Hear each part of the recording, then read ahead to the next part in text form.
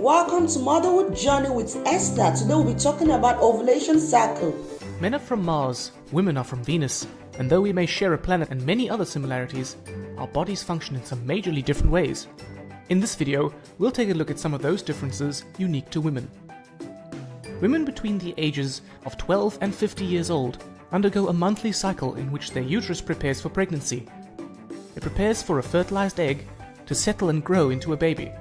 If pregnancy does not occur, the lining breaks down and is expelled from the uterus. This is known as menstruation. The menstrual cycle usually lasts about 28 days. During this period, women undergo drastic hormonal fluctuations as well as physical discomforts such as abdominal cramps, headaches, backaches, and general nausea. This has led to it being colloquially referred to as the curse. The first stage of the cycle is menstruation and occurs if the egg has not been fertilized. This lasts between 3 to 7 days and is more commonly known as a period. Because the egg has not been fertilized, the uterus lining, called the endometrium, is not needed, and hence it breaks down and is lost through the vaginal canal with some blood. The next stage is known as ovulation, and is when the woman is most fertile. After menstruation, the lining of the uterus thickens up again in preparation for a fertilized egg, and inside the ovary, a follicle develops. At about 14 days into the cycle, an egg is released from the follicle in the ovaries, and fertilization could take place. If the egg is fertilized and embeds itself in the thick uterine lining, the lining is not shed, and thus menstruation does not occur, and the woman becomes pregnant.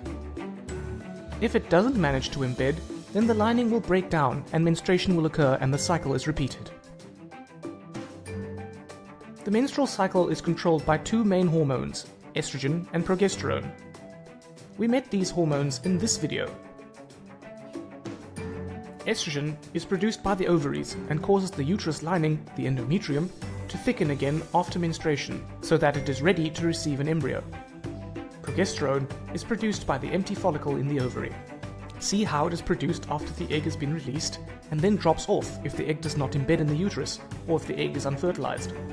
But if the egg is fertilized and embeds, then progesterone levels stay high for the first 6.5 months of pregnancy. The follicle continues to produce it and a placenta is formed. So estrogen builds up the uterus lining and progesterone maintains it during the second half of the menstrual cycle.